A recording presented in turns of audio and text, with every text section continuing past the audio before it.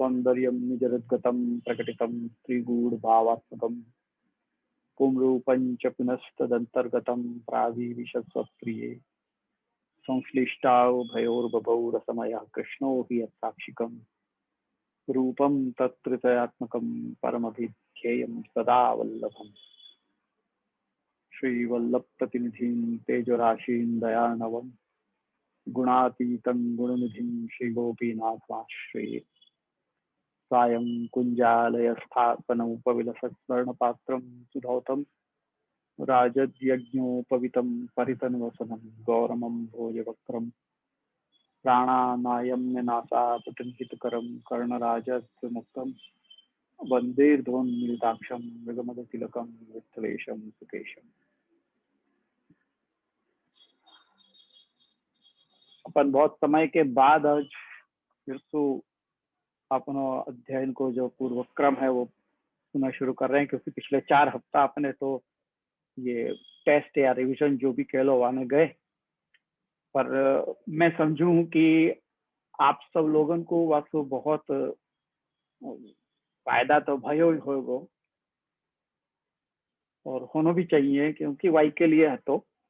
और ये ग्रंथ वैसे थोड़ा सा कठिन है और सबको इसनो परिचय नहीं है, यासु भी थोड़ा सा कठिन गयो होगा, पर अब मेरे ख्याल से एक अपना रिवीजन और टेस्ट हो गई है तो अब आप लोगों को सरलता हो जानी चाहिए, ऐसा मैं मानकर चलू हूँ। अगर फिर भी कोई समस्या है तो आप लोग मेरे को पूछो, आपको कोई शंका है अभी भी तो जरूर पूछो और आपको समाधान करके ही अपन आगे बढ़ेंगे। मेरे को आगे बढ़ने की कोई उतावल नहीं, मैं कोई जल्दी में नहीं हूँ। मैं जितनी बार कहो कि उतनी बार मैं रिपीट करने को भी तैयार हूँ, बस आप लोगों को समझ में आना चाहिए, यही मेरा उद्देश्य है और कुछ नहीं है। तो आई होप कि आप लोगों को अब कोई समस्या नहीं है, अगर है तो अपनो हैंड रेस करियो यहाँ पे, तो अपन वो समस्या को समाधान करने को प्रयास करेंगे। मैं देख रहा हूँ यहाँ कोई हैंड रेस अभी तक तो भय नहीं है, चलो आनंद की बात है। तो आज मैंने खास आप लोगों के लिए मैंने प्रातः स्मरण में संदेश डाला था कि आज को मिस मत करियो। तो मैं असल में एक प्रश्न आया था मेरे को एक विष्णु की तरफ से, और बेसिक प्रश्न है तो, और वास्तु मेरे को ध्यान में आया कि आप सब लोगों में से बहुत से लोगों को ये ग्रंथ का अध्ययन करने को या प्रकार से ये पहलो ही अनुभव होगा,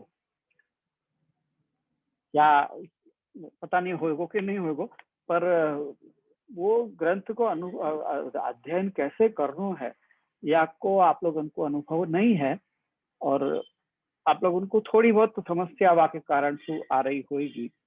पर और दूसरी बात ये भी है कि बेसिक अपनो स्ट्रांग हो तो अपन कभी भी आगे बढ़ सके हैं, पर बेसिक अगर स्ट्रांग नहीं है, अपन को बेसिक बातें नहीं मालूम है, तो ग्रंथ को समझने में समस्या रहे है। और क्योंकि हरिराय जी की शैली ऐसी है कि वो बार बार उद्धरण देते हैं, बहुत सारे रेफरेंसेस आए हैं आपके अंदर, और उन रेफरेंसेस को अपन देखवे जाएं, मतलब अपन को ये भी समझ में नहीं आवे कि ये कहाँ का रेफरेंस है, और उनको देखवे में और कैसे उनको रेफरेंसेस को देखनो और कैसे समझनो, ये बात को भी आप लोगों को अनुभव नहीं है।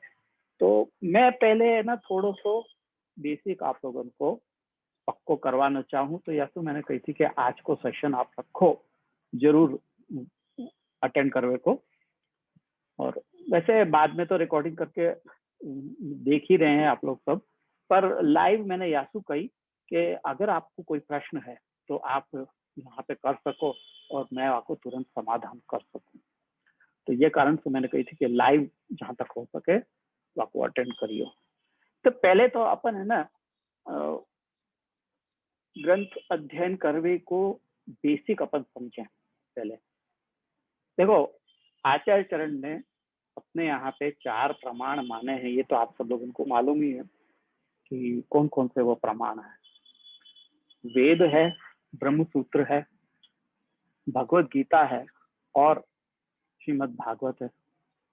तो अब इन सब के रहते, एक मिनट में वो कहाँ है,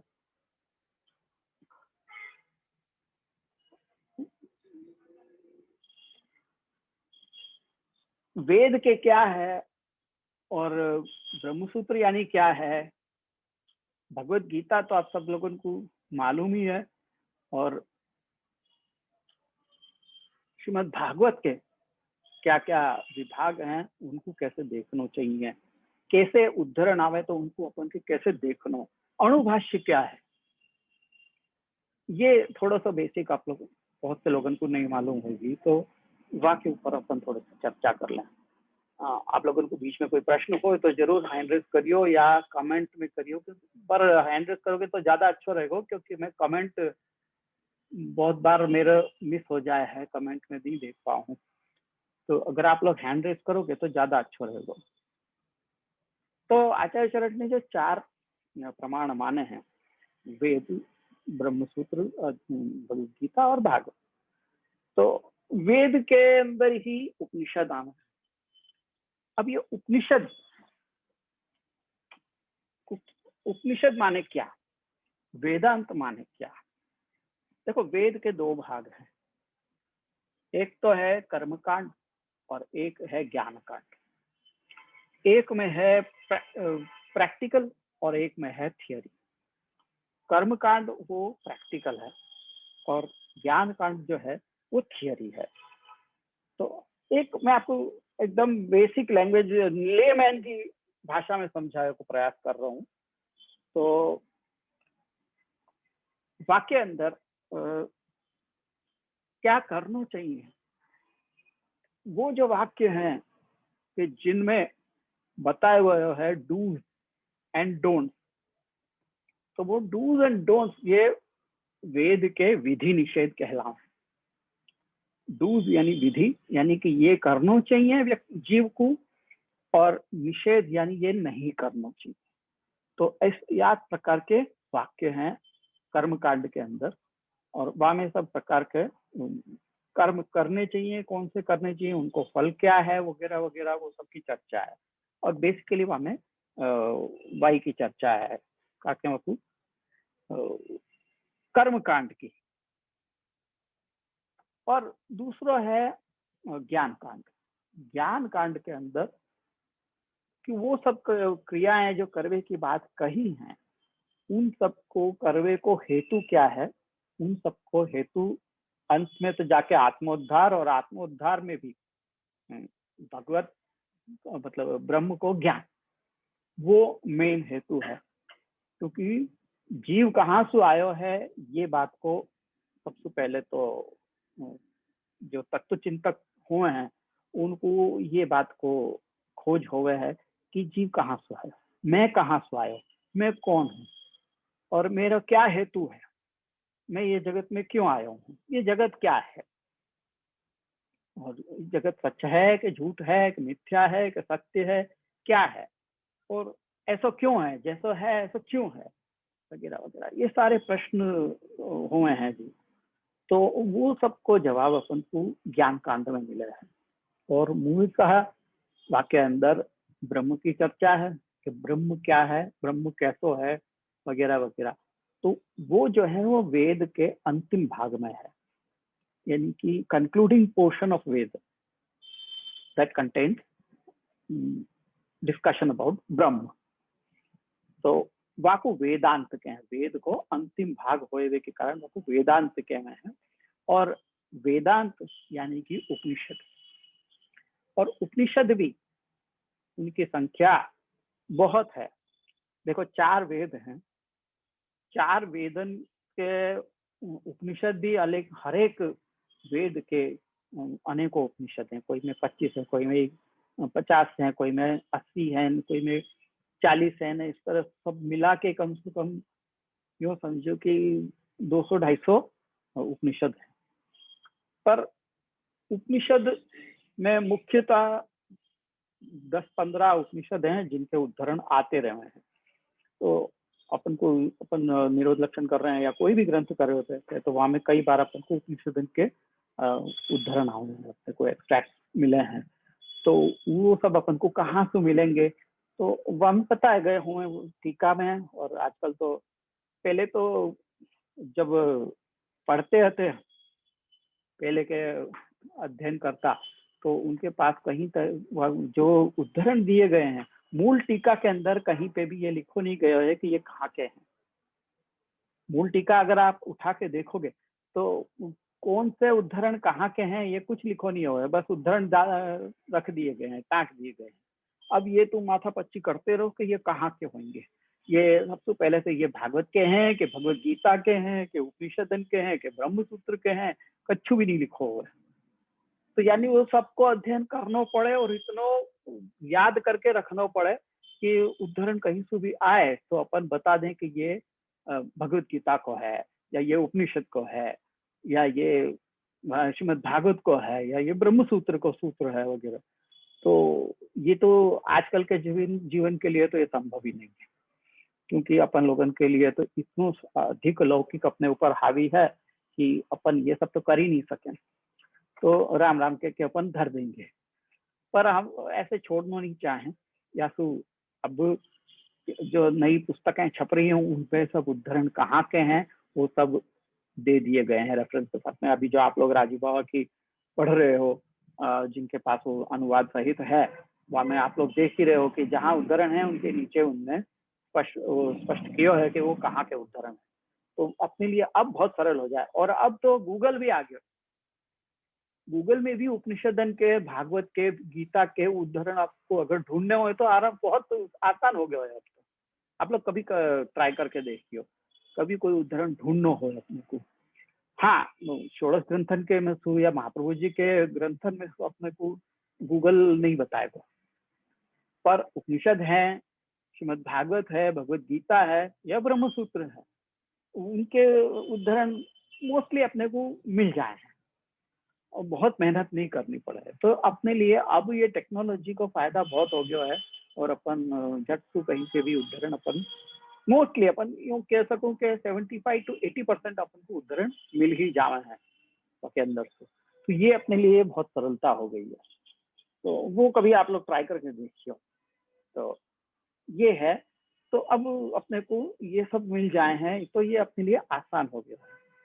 तो अपने को बस ये पता होनी चाहिए कि ये उद्धरण कहाँ को है, तो वहां से अपन ढूंढ सके। तो उपनिषदन की अपन बात कर रहे थे कि 200-250 उपनिषद हैं, पर मुख्यतः उपनिषद जो है वो कुछ 15-20 उपनिषदन से ज्यादा कहीं के उद्धरण, मोस्ट पॉपुलर जो उद्धरण है वो इन्हीं में से, बाकी सब में से अपने को ज्यादा मिले नहीं है। और ये अवेलेबल भी है मार्केट में, अपने को प्रिंटेड कॉपी चाहिए तो वो भी मिल जाए है। जैसे कि एक ईशादि 9 उपनिषद करके एक पुस्तक है, जहाँ में एक साथ 9 उपनिषद दिए हुए हैं। ईश केन कठ, प्रश्न, मुंडक, मांडुक्य, ऐतरेय, तैतरीय और श्वेताश्वतर, ये 9 उपनिषद को एक पूरा संग्रह है। ये मैं आपको बताऊं, ये है देखो, ईशादि 9 उपनिषद, ये मैं देखो, ईश केन कठ, प्रश्न, मुंडक, मांडुक्य, ऐतरेय, तैतरीय और श्वेताश्वतर उपनिषद, ये पूरी अवेलेबल है। फिर बृहदारण्यक उपनिषद एक बहुत बड़ा उपनिषद है, तो वो भी वाकई भी प्रिंटेड कॉपी अवेलेबल है। ये देखो, गीता प्रेस गोरखपुर से आपको मिल जाएगी। तो ये है बृहदारण्यक उपनिषद। और फिर है एक छांदोग्य उपनिषद, वाकई भी बहुत बार उद्धरण आवा है। तो ये छांदोग्य उपनिषद, ये सारे उपनिषद जो है ना अपने को ये टीका सहित मिल रहे हैं। आचार्य चरण की टीका तो उपनिषदन के ऊपर अपने को प्राप्य नहीं है, मतलब आचार्य चरण ने करे भी हैं या नहीं ये मालूम नहीं, और किए भी हैं तो वो उपलब्ध नहीं है। तो पर अपने को ये जो गीता प्रेस वाली है वो अपने को शंकराचार्य की शांकर भाष्य के साथ में मिल जाए, शंकराचार्य जी की टीका के साथ में। पर मूल अपने को समझना हो कौन से श्रुतियां हैं और कौन से मंत्र हैं वगैरह, वो तो अपने को उनके अर्थ सहित हिंदी अनुवाद के साथ में ये अवेलेबल है। तो ये अपने लिए बहुत सरल है। और वाके अलावा भी अमुक उपनिषद है, पर ये जो 3 पुस्तकें मैंने आपको बताई, उनके अंदर आपको मोस्टली सारे उद्धरण जो भी दिए गए हुए हैं टीका में, वो सब आपको आपके अंदर मिल जाएंगे। तो वो हो गया। और फिर आयो ब्रह्म सूत्र पर। ये ब्रह्म सूत्र क्या है? ब्रह्म सूत्र ये उपनिषदन में जहां जहां, अभी उपनिषद मैंने जैसे आपको बताया कि 200-250 उपनिषद हैं, और कई कई तो बहुत बड़े बड़े बृहद उपनिषद हैं, उनमें अनेकों मंत्र, अनेकों श्रुतियां वगैरह सब बहुत है।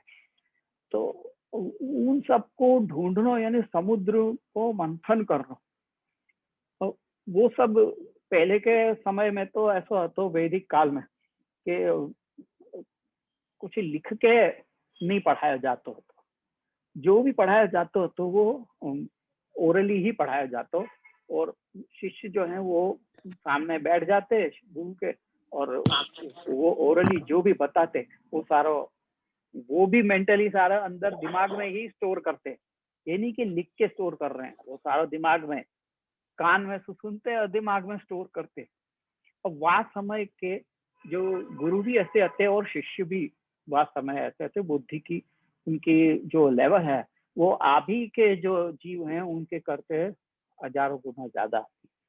तो लेवल मोर देन कंप्यूटर, तो उनको कभी जरूरत नहीं पड़ती थी कि वो लिख के रखें वक्त, या तो अपने को लिख के तो बहुत बहुत मॉडर्न समय में मिल रहे हैं, वह समय में तो लिख के भी नहीं होते थे। तो वह के कारण इतना वास्ट जो है ब्रह्म को, जो ज्ञान कांड जो है वेद को, वो इतना वास्ट है कि वहां में ब्रह्म के बारे में जहाँ पे भी जो भी जानकारी या जो भी है ज्ञान, वो सारा बहुत बिखरा हुआ है, और उनको ढूंढना वो साधारण जीव के या साधारण क्या कह लो कि वो अध्ययनकर्ता के लिए भी बहुत मुश्किल है। तो वह वक्त में, वाई वक्त में बहुत मुश्किल हो, तो मतलब वैदिक समय में ही बहुत मुश्किल हो, तो अब के तो बात ही छोड़ दो। तो वो देखते हुए व्यास महर्षि ने उन सब जो उपनिषदन को कंडेंस्ड फॉर्म तैयार किया, कि उपनिषद बहुत बड़े बड़े और बहुत वास्ट और बहुत बिखरे हुए होते, तो उन सबको एक कंडेंस फॉर्म तैयार करके उनको सूत्र शैली में लिखो, यानी कि छोटे छोटे कोड लैंग्वेज यूं कह लो या फॉर्मूलाज कह लो, तो उनमें उनको विभाजित किए, और वो सूत्रन के द्वारा, वो तो एक छोटा सा सूत्र कह देते, और वो सूत्र के अंदर पूरा भरा हुआ रहता जो नॉलेज है वो। तो वह समय के जो शिष्य थे पढ़े वाले, वो भी इतने उनकी बौद्धिक स्तर तो कि वो इस तरह के सूत्रन के द्वारा ही वो समझ लेते थे। एक सूत्र बताया हो कि चलो मैं बता रहा हूँ कि आनंदमय अभ्यास, ये एक सूत्र है। तो ये सूत्र में ब्रह्म आनंदमय है, ये बात कही गई है, कस्मात अध्यासात यूं कहते हैं। और वाक्य अंदर सारे जहां जहां पे भी जिन जिन उपनिषदन में ब्रह्म के आनंद रूप की चर्चा है, वो सारो सब कुछ वाक्य अंदर समा गया एक सूत्र के अंदर। यूं समझ लो कि 25 उपनिषदन को एक या सूत्र के अंदर पूरा नॉलेज आ गया। तो या तरह से सूत्र तैयार किया और उनको सूत्र, ब्रह्म सूत्र को नाम दिया, कि जिनमें ब्रह्म की चर्चा है वो ब्रह्म सूत्र।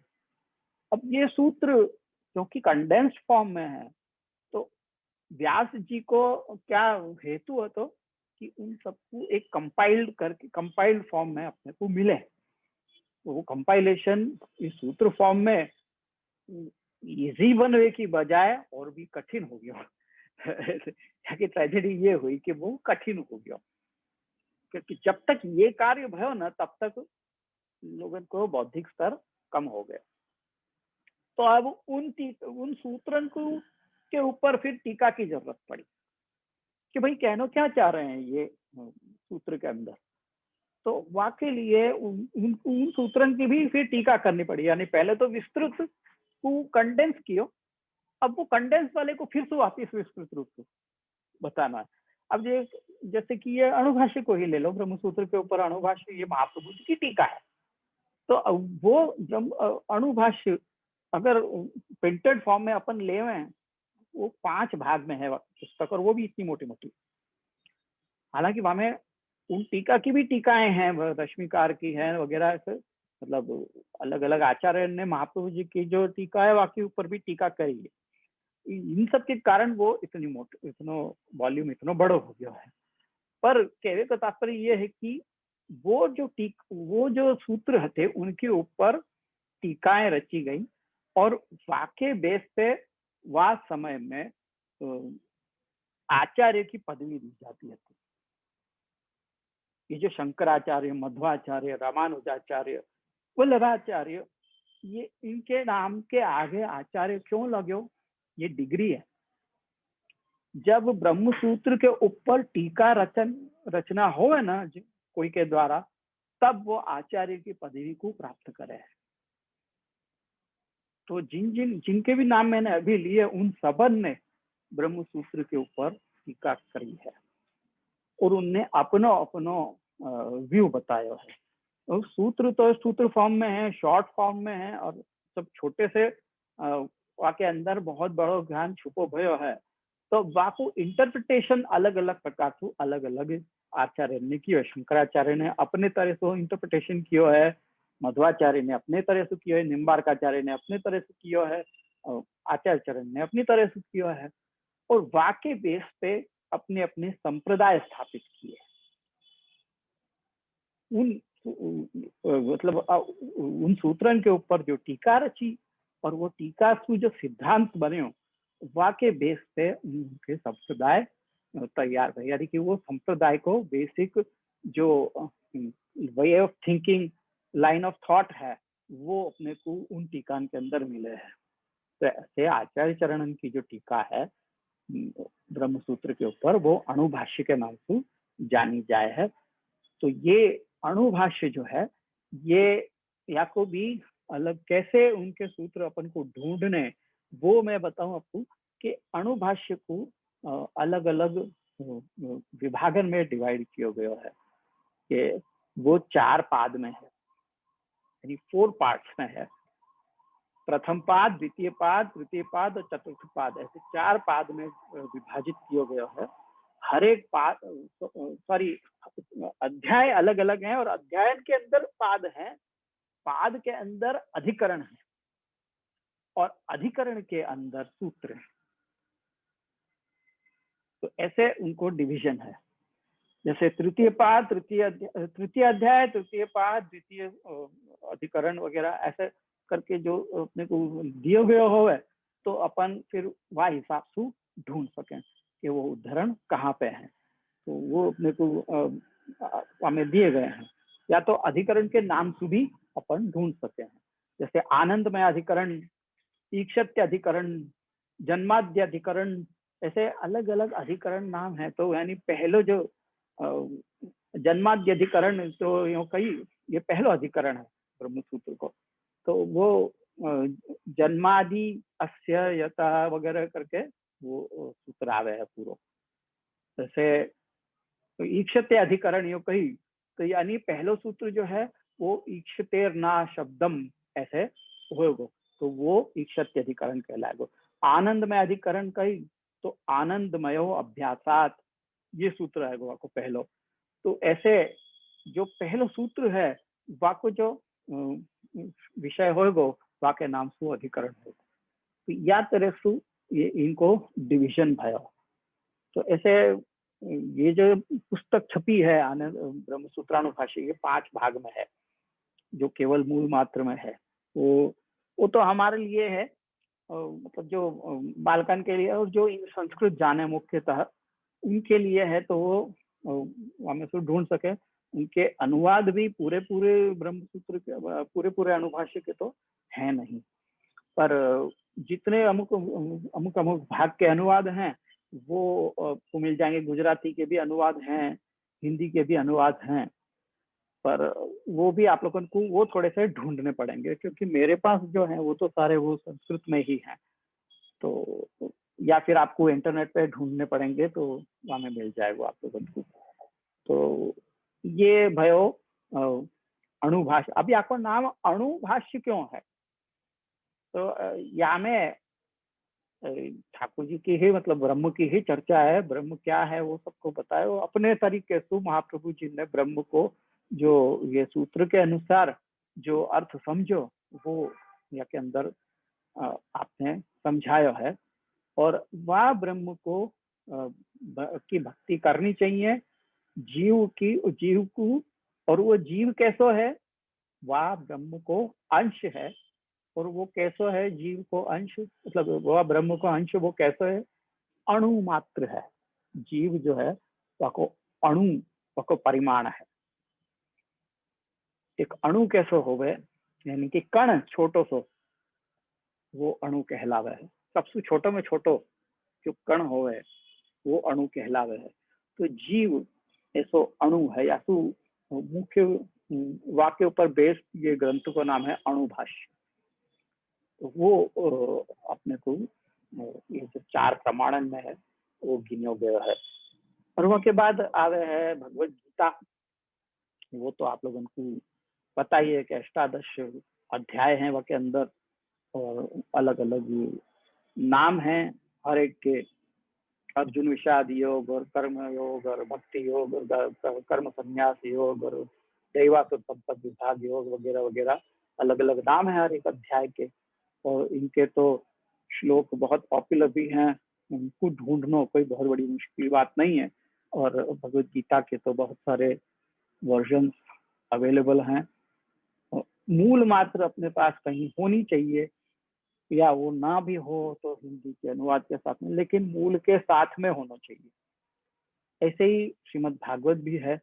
ये श्रीमद् भागवत भी अपने पास मूल मात्र तो होनी चाहिए। तो सुबोधनी जी सहित हो तो सबसे उत्तम, क्योंकि सुबोधनी जी अवश्य होनी चाहिए अपने घर में एज ए वैष्णव। अपने घर में यदि सुबोधनी जी नहीं विराज रही है तो वृथा तज्जन्म भूतले नहीं कहूंगा, और कछु कहने की आवश्यकता नहीं। तो अच्छा, ये श्रीमद् भागवत के ऊपर ही बेस प्रश्न किए गए, और तो जासू मेरे को ये बात में ध्यान में आई कि मैं आप लोगों को बेसिक्स थोड़े से बता दूं। तो वो प्रश्न ये है तो कि तत्वार्थ दीप निबंध ये क्या है, श्रीमद् भागवत क्या है, सुबोधनी जी क्या है। तो तत्वार्थ दीप निबंध आचार्य चरण को बहुत बड़ा ग्रंथ है, और जो 3 प्रकरण में विभाजित है। वो है शास्त्रार्थ प्रकरण, सर्वनिर्णय प्रकरण और भागवतार्थ प्रकरण। शास्त्रार्थ प्रकरण जो है निबंध को, वो बेसिकली बेस्ड है गीता के ऊपर। गीता के आधार पे सब शास्त्र में कहाँ कहाँ भगवान के जो वचन हैं उन सब के आधार पे वो पूरा ग्रंथ जो है वो वहां में अपने को समझाया है कि उन सब के आधार पे क्या भगवान ठाकुर जी का स्वरूप क्या है, कैसे समझनी चाहिए, और भक्ति वगैरह को क्या स्वरूप है, वो गीता के आधार पे समझाया है। या आपको शास्त्रार्थ प्रकरण कहा है। एकम शास्त्रम देवकी पुत्र गीतम, ये जो श्लोक है, या में एकम शास्त्रम देवकी पुत्र गीतम कहो है ना, यानी देवकी के पुत्र के द्वारा जो गायब है, यानी कि जो गीता है वो ही एकमात्र सबसे बड़ा शास्त्र है। तो वह हिसाब से वो शास्त्र यानी गीता शास्त्र के अनुसार ज्ञान जो जो है वो प्रमेय जो जो भी अंदर वाक्य अंदर समझाया गया वो ये शास्त्रार्थ प्रकरण में है, या सुवाकु शास्त्रार्थ प्रकरण के में। फिर दूसरा है सर्वनिर्णय प्रकरण, यानी जैसे अपने षोडश ग्रंथन में बाल बोध है ग्रंथ। वह बाल बोध ग्रंथ में क्या है कि धर्म अर्थ काम मोक्ष इत्यादि के और क्या 4 पुरुषार्थ, और वहां में भी मूलतः धर्म और को जो पुरुषार्थ है वो क्या है, वो सब शास्त्र में कैसे बताया गया है, सबके हिसाब से क्या बताया गया है, वो जैसे वाक्य अंदर समझाया गया है। ऐसे सर्वनिर्णय प्रकरण में भी सब शास्त्र के ऊपर बेस्ड करके और क्या क्या बातें समझाई गई हैं, प्रमाण प्रमेय साधन और फल, ये 4 प्रकरण वाक्य अंदर हैं। तो उन प्रकरण के द्वारा उन ग्रंथन में प्रमाण क्या है, प्रमेय क्या है, साधन क्या है, फल क्या है, इत्यादि की बातें वहां में बताई गई हैं, जो कारिका फॉर्म में आचार्य चरण ने वस्तु रचना करी है, या तो वह सर्व निर्णय प्रकरण कहे हैं। हमें जीव को कर्तव्य क्या, भक्ति को स्वरूप क्या, वगैरह वगैरह अनेक बातें हैं। या सुवाकु सर्व निर्णय, सभी बातें को निर्णय के अंदर है, या सुवाकु सर्व निर्णय प्रकरण के में।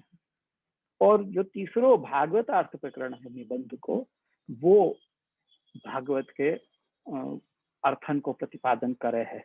आचार्य चरण ने, आप सभी लोग जानो हो कि सप्तधा अर्थ कियो है श्रीमद् भागवत को, सात प्रकार से नहीं कियो है, पर सात तरह से, सात यूं कहूंगा कि सात अलग अलग अर्थ नहीं है, पर सारे अर्थ एक, सब में एकार्थता है, पर उनको सात तरह से विभाजित करके हर एक को अर्थ किया। श्रीमद् भागवत आपको जो शास्त्र है, तो आपको सात विभाजन किए और फिर उनको अर्थ क्या है ये समझाया है। जैसे कि अगर मैं आपको उदाहरण देना चाहूं, तो कोई को एड्रेस अपने को जानना हो कि फलाना व्यक्ति मुंबई शहर में या ठिकाने पर रहवे है, तो वो तो खाली अपने को एड्रेस बताए, पर वो एड्रेस पे पहुंचना कैसे, कोई बिल्कुल ही जाको कछु भी नहीं मालूम हो मुंबई शहर के बारे में, या भारत देश के बारे में, या एशिया के बारे में, वाकू जानना है, तो सबसे पहले वाकू क्या जानना पड़ेगा कि कितने कॉन्टिनेंट्स हैं, उन कॉन्टिनेंट्स में एशिया कहाँ है, उन एशिया के अंदर कितने देश हैं, उन देशन के अंदर कितने राज्य हैं, उन राज्यन के अंदर कितने शहर हैं, उन शहरन के अंदर कितने मोहल्ला हैं, उन मोहल्लान के भीतर कितनी बिल्डिंग्स हैं, और उन बिल्डिंग्स में कौन सी बिल्डिंग में वो रह रहा है, कौन से माला में रह रहा है, और कौन से घर में या कौन से फ्लैट में रह रहा है। ये सारी बातें वो एक ही व्यक्ति के बारे में हो रही है, पर अलग अलग परिप्रेक्ष्य में, कि वो कौन से खंड में रह रहे हो, एशिया खंड में रह रहे हो, एशिया खंड कैसो है, वो कौन से देश में रह रहे है, भारत में रह रहे हो, तो भारत देश को क्या लक्षण है, क्या वहाँ के जो स्पेसिफिकेशंस हैं, तो वो कौन से राज्य में रह रहे है, तो वो महाराष्ट्र राज्य में रह रहे है, तो महाराष्ट्र को कैसा है कल्चर, महाराष्ट्र को क्या है, के बारे में जानो। तो महाराष्ट्र के बारे में जान लियो, कौन से शहर में रह रहे हैं, तो फलाने पूना शहर में या मुंबई शहर में रह रहे हैं। तो जैसे अपन एक एक डिटेल जाने, ऐसे अपन श्रीमद् भागवत में भगवान को स्वरूप क्या है, भक्ति को स्वरूप क्या है, वो अपन जाने हैं श्रीमद्। इस तरह से डिफरेंट अलग अलग विभाजन में विभाजित करके, ताकि अपने को अधिक सरलता है। तो जैसे सबसे पहले आचार्य चरण ने श्रीमद् भागवत को शास्त्रार्थ बताया, शास्त्रार्थ, स्कंदार्थ, प्रकरणार्थ, अध्यायार्थ, वाक्यार्थ, पदार्थ और अक्षरार्थ, ऐसे 7 विभाजन किए आचार्य चरण ने और उनके अर्थ बताए। तो निबंध में 4 प्रकार बताए, शास्त्रार्थ, स्कंदार्थ, प्रकरणार्थ और अध्यायार्थ। और सुबोधनी जी में अपने को वाक्यार्थ, पदार्थ और अक्षरार्थ, या श्लोकार्थ, पदार्थ, अक्षरार्थ जो भी कह लो, वो 3 के अंदर बताए हैं। तो भागवत अर्थ प्रकरण में ये 4 प्रकार है, शास्त्रार्थ, स्कंदार्थ, प्रकरणार्थ और अध्यायार्थ। तो सबसे पहले आचार्य चरण ने हमें पूछो कि शास्त्र का अर्थ क्या है, कुछ पूछे तो आनंद से हरे लीला, ये शास्त्रार्थ है। पूरे संपूर्ण भागवत को, अगर एक संपूर्ण भागवत को क्या संदेश है, मुख्य संदेश क्या है, भागवत को स्वरूप क्या है एज ए शास्त्र, तो वो है आनंद से हरे लीला, यो कह दिया। अब वो तो एक शास्त्र को अर्थ हो गया, वो के अंदर स्कंद है, तो स्कंद में अगर अपन प्रथम स्कंद ले रहे हैं, या दूसरा स्कंद, या तृतीय स्कंद, कोई भी स्कंद ले रहे हैं, पंचम स्कंद ले रहे हैं, तो पंचम स्कंद का अर्थ क्या है कोई पूछे तो कि वो है स्थान लीला, तो वो स्कंधार्थ हो गया। तो ज्यादा डिटेल में मैं नहीं जा रहा हूँ, मैं आपको खाली ये बता रहा हूँ कि कैसे अर्थ किया है, वो स्कंधार्थ हो गया।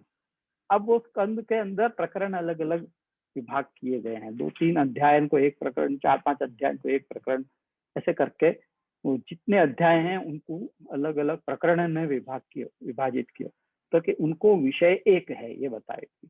तो वो प्रकरण जैसे कि दशम स्कंद है तो वाको अलग अलग 5-6 प्रकरण में वाको विभाजित किया है। जन्म प्रकरण है, राजस तामस प्रकरण है, राजस प्रकरण है, सात्विक प्रकरण है और गुण प्रकरण है।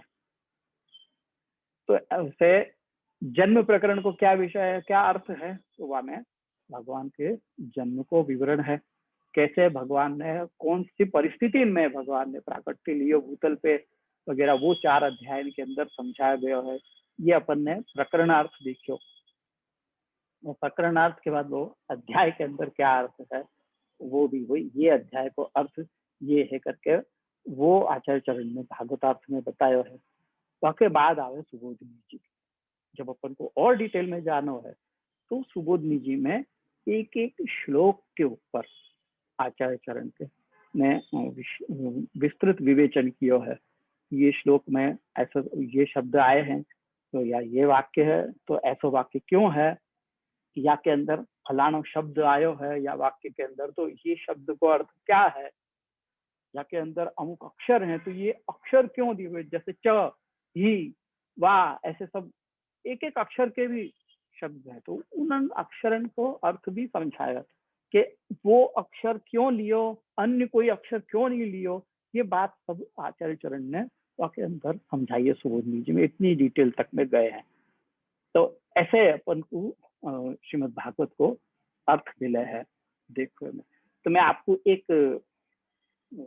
शेयर स्क्रीन करके मैं आपको दिखा रहा हूँ सुबोधनी जी को कैसे आचार्य ने रचना करी है, तो कैसे देखना हो वाकु। तो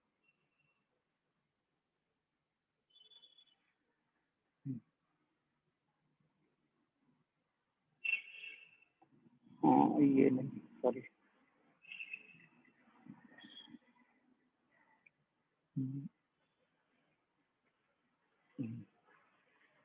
ये देखो, ये है एक फॉर एग्जाम्पल मैं आपको बता रहा हूँ कि ये है राजस प्रमेय अवान्तर प्रकरण दशम स्कंद को। तो ये स्वामी वा प्रकरण के अंदर 5वां अध्याय है, जहाँ उद्धव जी को गोपीन के संग में जो बातचीत है, भ्रमर गीत को प्रसंग है या तो ये जो अध्याय समझो शुरू भयो है, तो यह अध्याय के अंदर पहले आचार्य चरण ने कारिकाएं दी है।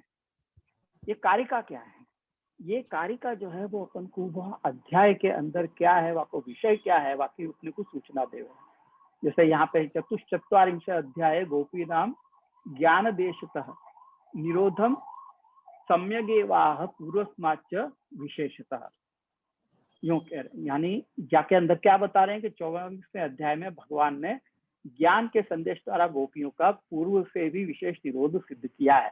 तो ये कारिका के अंदर अपने को या अध्याय के अंदर कहा विषय आ रहे हो है, ये अपने को आइडिया मिल जाए। और भी धीरे बहुत सारी कारिकाएं हैं जहाँ पे ज्यादा कारिका ज्यादा एक्सप्लेनेशन की जरूरत है, वहां आचार्य चरण ने ज्यादा कारिका दी है। कोई कोई अध्याय के अंदर ज्यादा विश्लेषण की जरूरत नहीं है तो वहाँ 1-2 कारिका के बाद ही सीधो श्लोकार्थ शुरू कर दे हुए हैं। पर या अध्याय के अंदर अपन देखेंगे कि यहाँ 5-6 कारिकाएं दी गई हैं। तो ये दूसरा है याते कृष्णो लोकरीत्या नैकट्या भाव तत्सुतम न निरुद्धा इति प्राय सर्वेशाम च भवेन्मति। यानी भगवान लोकरीति सु मथुरा पधार गए, अतः गोकुल ब्रज में नहीं हो वैसु उनके गोपीन के निकट नहीं है, इसलिए अधिकतर सबकी राय वैसी हो गई है कि गोपियों का निरोध नहीं हुआ है। ये आचार्य चरण यहाँ पे समझा रहे हैं कि गोपीन को निरोध नहीं भयो है, वो यीशु भगवान पधार गए होंगे, ऐसी कोई की लोगन की सोच है, तो वो बात नहीं है। गोपीन को निरोध कैसे भयो है वो बात यह अध्याय के अंदर बताई जा रही है। तो ये आचार्य चरण अपन को कारिकान के द्वारा वह अध्याय के विषय को निर्देश कर रहे हैं। तो ये कारिकाएं खत्म हो जाएंगी, उसके बाद देखो जब पहलो श्लोक है अध्याय को, तो श्री शुको वाच तम वीक्ष कृष्णानुचरम व्रजस्त्रिय प्रलंब बाउ नवकंजलोचनम, ये पूर्व को विवरण है कि उनको देख के वो कैसे दर्शन दिए उद्धव जी ने गोपीन को, उनके कैसे दर्शन भय वाको वर्णन है। पर ये श्लोक के पहले आभास है, यानी उस श्लोक को इंट्रोडक्शन जो है वो आचार्य चरण जो देव हैं वाकु आभास के। जैसे यहाँ आभास है, तत्र प्रथम उपालंभत्वेन उद्धव इति निर्धारं कृतवत्या इत्याह तम वीक्षयति त्रिभिः। यानी यहाँ गोपियों ने ये निश्चय किया कि प्रथम उद्धव जी उत्साह उलाहने के योग्य हैं, उनको उलाहना देने का निश्चय किया। तम वीक्ष श्लोक से 3 श्लोकों में श्री सुखदेव जी उसका वर्णन करते हैं, यानी वो इंट्रोड्यूस कर रहे हैं अपन को पहले श्लोक। तो जो इंट्रोडक्शन को जो वाक्य है वाकु आभास के, वाक्य बाद श्लोक आवे, श्लोकार्थ आवे, मतलब ये जो वाक्य सुबोधनी जी को हिंदी अनुवाद सहित है। तो आपको अगर सुबोधनी जी देखनी है तो ऐसी देखो, ऐसी आप घर में बताओ कि जाना, ये कारिका भी दी गई हो है, कारिका के अर्थ भी आपके पास मिल जाए आपको, और वाक्य बाद श्लोक को भी अर्थ है, और श्लोक के ऊपर जो आचार्य चरण के विवेचन है वो देखो ये सुबोधनी जी। तत्र प्रथमम मानार्थम भगवत सारूप्य उद्धवे गोपिका दृष्टम वर्णयति तमुद्धवम, यानी यहाँ जो तमुद्धवम शब्द दियो है या के अंदर देखो, तम यानी कम, उद्धवम तम वीक्ष कृष्णानुचरम रजस्त्रिय प्रलंब बाहुम करुणव कंजुर। यानी यहाँ पे आचार्य चरण अब एक एक शब्द को अर्थ बता रहे हैं अपन को। तम शब्द को अर्थ क्या है?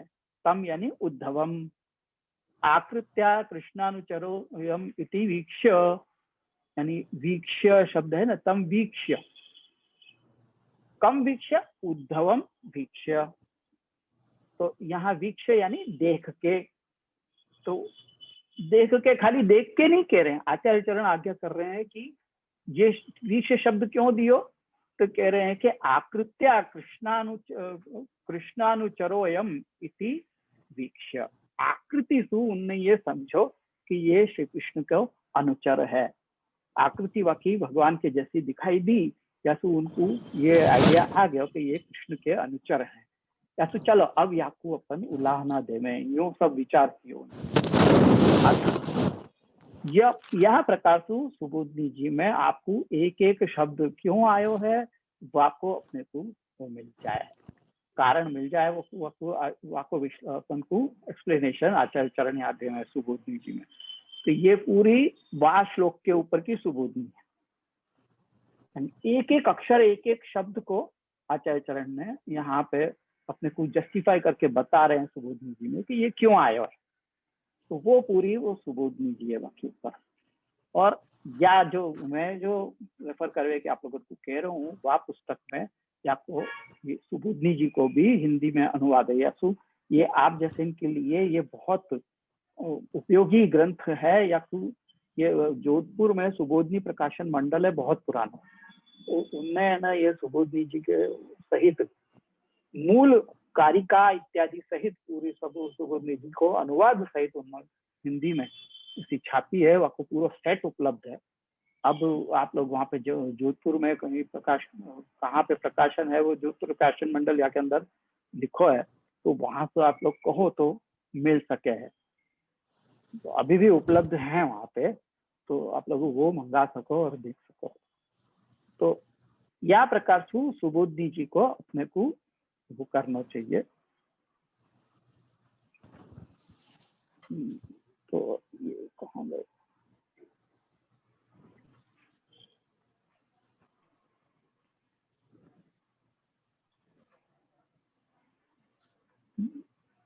ये कैसे, तो यह प्रकार से अपने को इन सब उदाहरण को समझना है, तो इस तरह से अपने को देखना चाहिए कि कौन से सुबोधनी जी कौन से अध्याय की है, कौन सा श्लोक के ऊपर की है, वो सब अपने को अंदर तो मिल ही जा रहे हैं। जो पुस्तक अपने के पास अवेलेबल है उनमें तो दिए ही गए हैं कि तो वो कहाँ से ढूंढने हैं। तो यह प्रकार से आपको ढूंढने में सरलता रहेगी, और वाकई आगे पीछे को आप लोगों को रेफरेंस भी मालूम पड़ जाएगी। तो जो आप पढ़ रहे हो, जो समझने को प्रयास कर रहे हो, वहाँ में आपको और भी हेल्प मिलेगी। तो ये रेफरेंस के साथ में, रेफरेंस टू कॉन्टेक्स्ट के साथ में आप जब अध्ययन करोगे तो इतनो रेफरेंस के साथ में तो वो आपको इतनो पक्को हो जाएगा कि फिर वो हमेशा के लिए आपको याद रहेगा। ये कहने को मेरा मूल तात्पर्य है। तो और मैं समझूं कि आप लोगों को बहुत सारी या मैं स्पष्टता हो गई होगी और कैसे अपने को अध्ययन करना चाहिए और कैसे उदाहरण आदि ढूंढने चाहिए, वो भी आप लोगों को समझ में आई होगी। Can you give me 10 minutes? ऊपर आने के लिए आप पूछो। जिगीशा Ben, why are you speaking on the mic? Oh.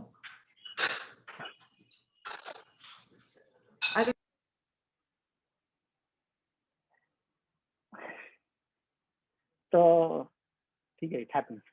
तो अब मैं आप लोगों के ऊपर छोड़ूं कि आप लोगों को अब और क्या जानना है।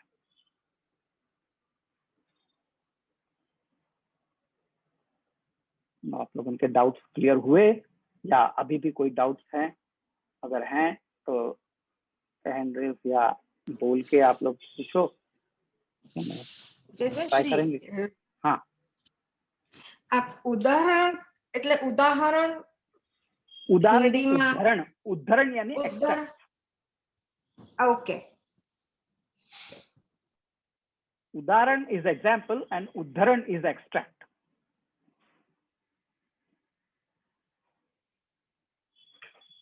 ये जो टीका अपन देख रहे हैं ना, આપણે જે ટીકાઓ જોઈ રહ્યા છીએ એમાં ઇન્વર્ટેડ કોમર્સમાં જે આવે છે એ બધા એક્સટ્રેક્ટ છે જે તે ગ્રંથના।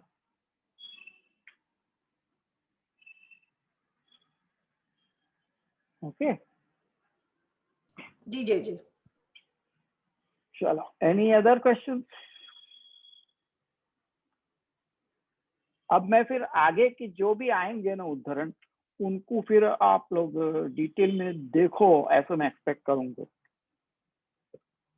और अपन उनको डिटेल में समझने को भी प्रयास करेंगे। जैसे कहीं पे भी अगर अनुभाष्य को आयो है तो वो अनुभाष्य को जो एक्सट्रैक्ट जहां से लिया गया है वहां के आगे पीछे को संदर्भ अपन समझने को प्रयास करेंगे। तो इसलिए एक होलिस्टिक स्टडी होगी वह विषय के ऊपर, अपना एकदम पक्का हो जाएगा। ये अपने को फायदा है। तो बहुत इंटरेस्टिंग है। जैसे जैसे आप लोगों को समझ में आती जाएगी वैसे वैसे ज्यादा इंटरेस्टिंग होता जाएगा। या मैं आप लोग बिल्कुल ये मत सोचियो कि हमारी बुद्धि क्या है, इतनी समझ में कि हमारी ताकत नहीं है, हम तो बहुत साधारण है, ये वो वगैरह, ये सब की कोई वो नहीं है। सब कोई साधारण नहीं है, सबके सब असाधारण जीव हैं जिनके ऊपर आचार्य चरण की कृपा हुई है। वो कोई साधारण जीव नहीं है। अपने आप को इतना भी साधारण मत समझिए। तो सबके भीतर ठाकुर जी ने, आचार्य चरण ने बीज बोया भया है। तो बापू खाली एक्सप्लोर करने की जरूरत है। अपन लौकिक में ही दिन भर फंसे पड़े रहते हैं। जिनके लिए जाके लिए अपनो जन्म भयो है ना एज ए वैष्णव, वो अपनो जन्म सार्थक करना तो यीशु है, नहीं तो वृथा जन्म भूतले है। तो वो जन्म में भूतल में अपना जो भयो है वो वृथा मत जावे दो। और जाके लिए वैष्णव कुल में अपनो जन्म भयो है वो सार्थक करो। ग्रंथ देखो, पढ़ो, समझो।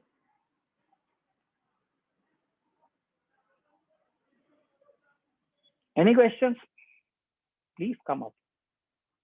Yes, good. एक हाथ ऊपर है, 2 हाथ ऊपर है। हाँ, दीपेश भाई बोलो।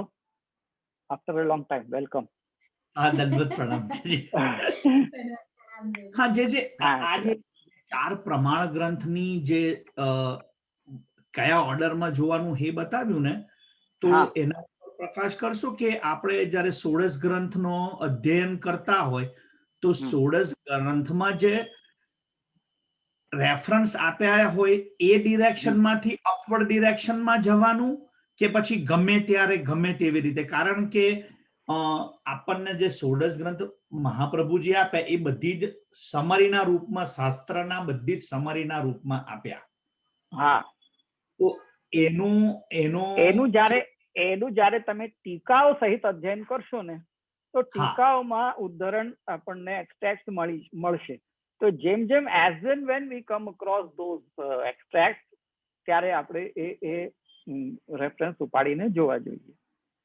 હા, એટલે એટલે કહેવાનું તાત્પર્ય એ કે જે 16 ગ્રંથનો જે ગ્રંથ એક લીધો એનું ટીકા સહિત લો અને જ્યારે જ્યારે રેફરન્સ આવે ત્યારે go back, look at it and come back. Yes, that's how you must do it. આપણે અત્યાર સુધી જે નિરોધ લક્ષણમાં પણ આપણે એ જ કર્યું છે. હા, જ્યારે જ્યારે રેફરન્સીસ આવ્યા છે, we have gone back to those references, try to look ત્યાં શું કહેવામાં આવ્યું છે, and then we have come back to that shloka. હા, પણ એ ત્યારે એવો અનુભવ થાય કે આખરી એ રીતે કરાવી રહી રહ્યા છો, પણ એવી રીતે કરવું જોઈએ એવું ઇન્ડિકેશન નહીં થતું હતું એમ. અચ્છા અચ્છા, તો હવે એમ કરજો. હા, જ્યારે જ્યારે આવે એવી રીતે હું તો તમને બતાવીશ જ, પણ તમે પોતે પણ જોશો. ત્યારે જ્યારે તમે પોતે પોતાની આંખેથી જોશો ને ત્યારે તમને એ વધારે સારી રીતે તમારા મગજમાં ઉતરશે વાત.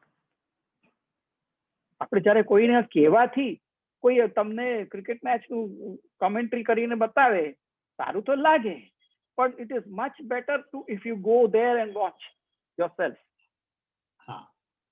છે ને, તો ગેટ લાઈવ તમે એક્સપિરિયન્સ જે કરો એ આનંદ અલગ જ છે. એટલે તમારે લાઈવ એ વસ્તુ જે ઉદાહરણ જ્યાંના છે એ અવશ્ય જઈને જોવા જોઈએ.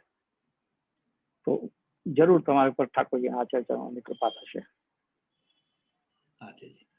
ઓકે, હા નિહારભાઈ બોલો.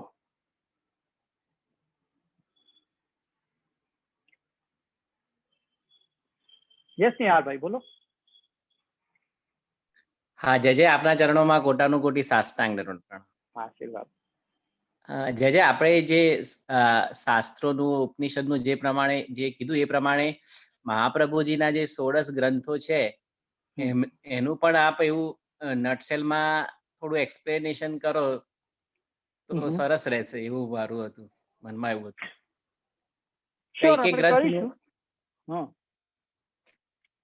હા જી, ગ્રંથનો વિષય શું છે વગેરે એ.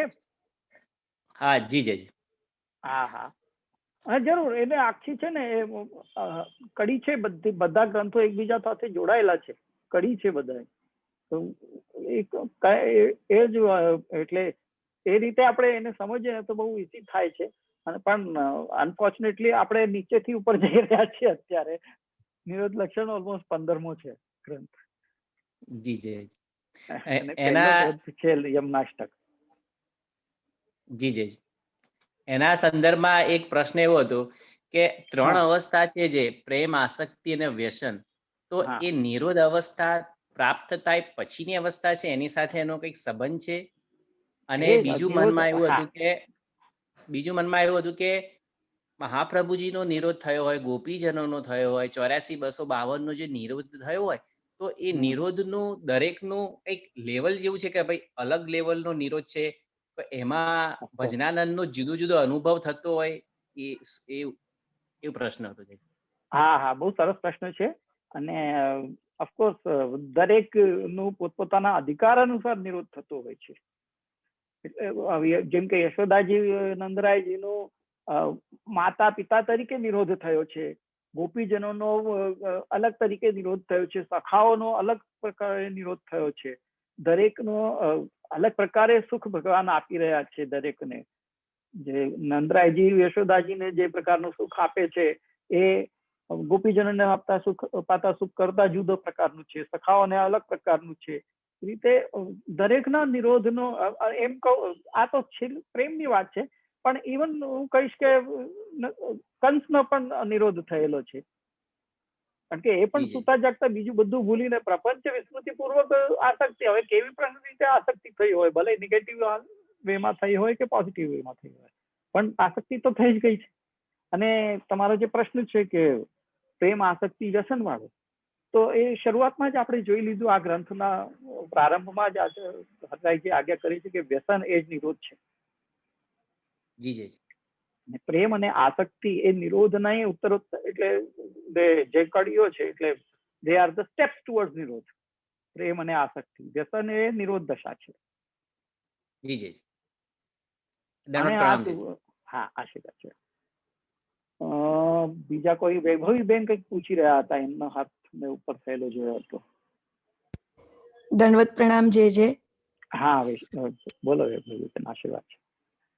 આપણે અણુભાષ્યની જે વાત કહી, અણુભાષ્ય જે બ્રહ્મસૂત્રની ટીકાની વાત કહી, તો અણુભાષ્યના વિષયોને આપણે સમજવા માટે એટલે એ જે ભાગવતજી ઉપર આધારિત હોય, આપણે એમને સમજાય કે અનુભાષ્ય જે આપણે એક એક વિષય ભાગવતજી નહીં, એ બ્રહ્મસૂત્રની ઉપર આધારિત છે.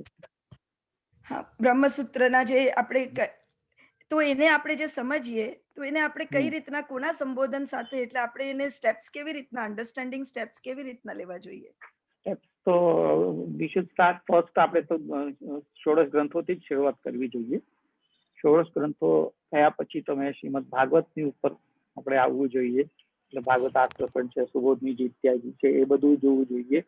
આચાર્ય ચરણોના જે બીજા બધા ગીતા તાત્પર્ય વગેરે છે, એ બધા ગ્રંથો જોવા જોઈએ. અને પછી આગળની સ્ટેજ પર છે એ પછી બ્રહ્મસૂત્રનો નંબર આવે છે. તો એ બ્રહ્મસૂત્રની ઉપર ત્યારે અનુભાષ્ય એટલે બહુ જ એકદમ તાત્વિક વિષય છે. અને ફિલોસોફિકલ કોમેન્ટ્રીઝ, આ બધી ફિલોસોફિકલ કોમેન્ટ્રીઝ છે.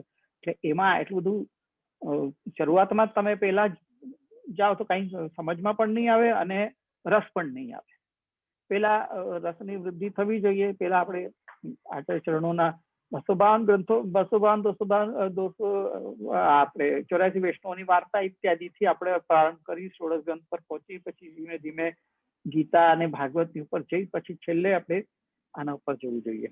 હા, એટલે રેફરન્સ જે હોય એના માટે આપણે આ રેફરન્સ માટે જેમ જેમ વચ્ચે વચ્ચે રેફરન્સ આવે છે ત્યારે આપણે રેફરન્સ જોઈ લીધા, પણ બેસીને અણુભાષ્યની સ્ટડી કરવી એ તો બહુ જ એટલે જાણે કે પીએચડી થી પર ઉપરની લેવલ થઈ જાય છે.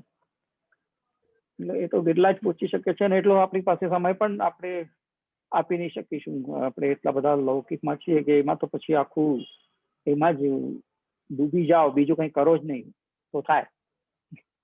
અને એક જન્મ આપણને ષોડશ ગ્રંથો પૂરા કરવા માટે ઓછા પડે છે. જો આપણે બધી ટીકાઓ અને બધું જોવા બેસીએ તો એ ષોડશ ગ્રંથો પણ એક જન્મમાં આપણે પૂરું નહીં કરી શકીશું. જી જી જી જી, એવી વાત છે. દંડવત પ્રણામ. જી હા, આશીર્વાદ. હા, કેતકીબેન બોલો. દંડવત પ્રણામ. જે ખૂબ સરસ એક્સપ્લેન કર્યું, કારણ કે બેસિક્સ જ જો પાક્કા ના હોય તો પછી આગળ મોટી મોટી પુસ્તકો વાંચીએ એ મને તો લાગે છે કે it will be very hard. જે તત્વાર્થ દીપ નિબંધ આપણે કોમનલી 2 ભાગમાં અવેલેબલ હોય છે આ પુસ્તક, જ્યાં સુધી મને ખબર છે ને જે બિરાજે છે. તો એની અંદર આ ત્રણે ઇન્ક્લુડેડ હોય છે કે અલગ અલગ ભાગમાં જ મળે છે. શાસ્ત્રાર્થ પ્રકરણ રૂપે મળે છે, સર્વનિર્ણય પ્રકરણ રૂપે મળે છે, અને ભાગવતાર્થ પ્રકરણ રૂપે મળે છે. અચ્છા, ઇન્ડિવિજ્યુઅલી ત્રણે મળે છે. હા, પણ સારી વાત એક યાદ દેવડાવી દઉં તમને કે શાસ્ત્રાર્થ પ્રકરણ અને આનું જે ભાગવતાર્થમાં શાસ્ત્રાર્થ છે એ બંને અલગ અલગ છે. Don't confuse them to be same. શાસ્ત્રાર્થ પ્રકરણ એ ભાગવતમાં શાસ્ત્રના અર્થનું નથી. મેં જેમ બતાવ્યું કે ભગવદ ગીતાના ઉપર બેસ્ડ છે બેસિકલી. એટલે એ શાસ્ત્રાર્થ પ્રકરણ જુદું અને ભાગવતાર્થ પ્રકરણમાંનું શાસ્ત્રાર્થ એ જુદું. જી જી. ચાલો, તો પછી બીજા કોઈ? આઈ હોપ કે મેં આજે જે કહ્યું તો બધાને સમજમાં આવ્યું છે.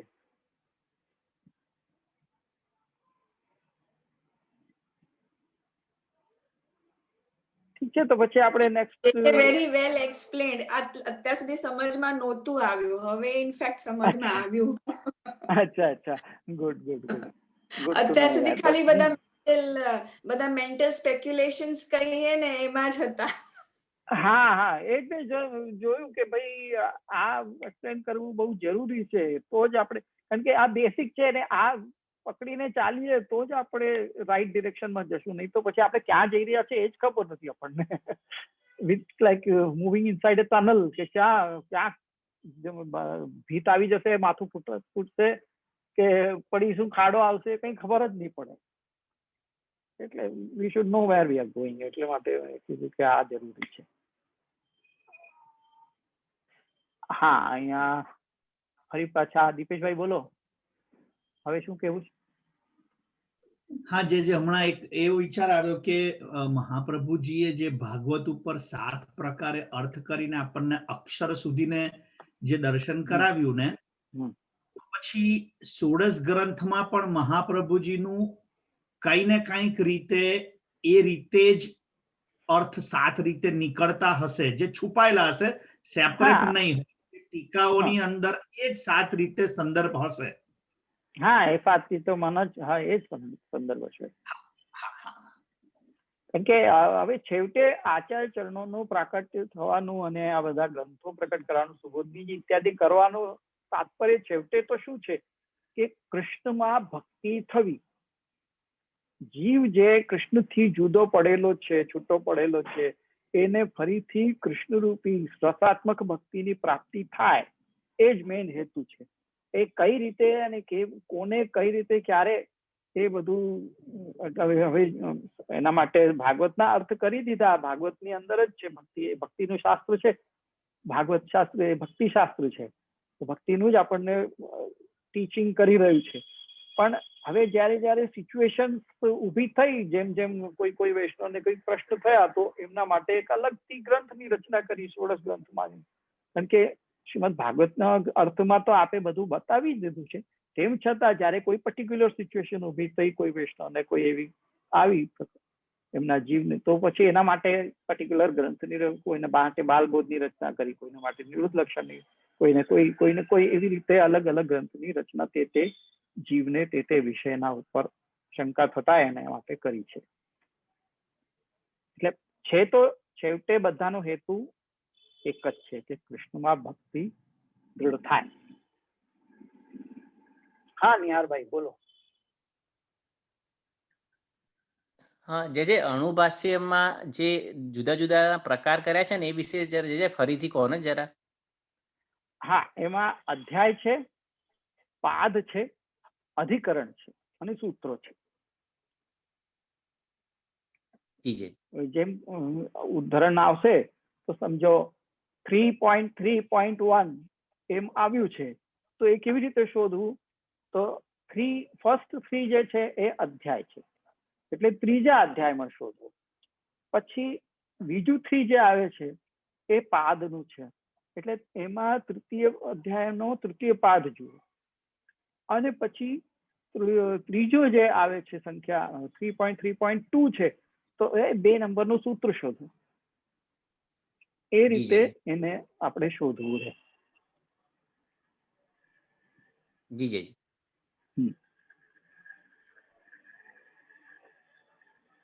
I think that will be all for today. ઘણા લોકોને હવે કોઈ શંકાઓ રહી નથી, તો shall we call it a day then? આચાર્યની કૃપાથી જે કંઈ પણ મેં સમજાવવાનો પ્રયાસમાં હું સફળ થયો છું, તો એ આચાર્યની કૃપા છે. બાકી ભગવત કૃપા જેવી રીત હશે એવી આપને બધાને સમજાઈ જશે. તો હું હવે આશ્રયનું પદ લઉં છું, પછી આપણે છૂટા પડીએ. દળવીન ચરણન કેરો ભરોસો, દળવીન ચરણન કે શ્રી વલ્લભ મખ ચંદ્ર છટા બિન, સબ યુગ માજ અંધેરો ભરોસો, દળવીન ચરણન કે साधन और नहीं या कली में जासो हो निवेरो, सूर कहा कहे द्विविध आधुरो, बिना मोद को चेरो भरोसा, दृढ़ चरणन के. तो अपन 11वां श्लोक जो હતો जहाँ तो अपन ने पूर्ण किया, तो बाकी आगे को अपन लेंगे. 11वें श्लोक की नोट्स मैंने प्रारंभ करी दिए हैं, आप सबको को भेजे थी, तो वो भी आप लोगों को मिल जाएंगे. तो आप रिवाइज कर लीजो, ताकि मुझको फिर से वही श्लोक ना लेना पड़े और अपन अगले श्लोक पे बढ़ सकें. ठीक है, तो अब अपन अगले शनिवार को मिलेंगे. तब तक के लिए विजय. दंडवत प्रणाम जय जय. प्रणाम जय जय. आशीर्वाद. हाँ जय जय, दंडवत प्रणाम.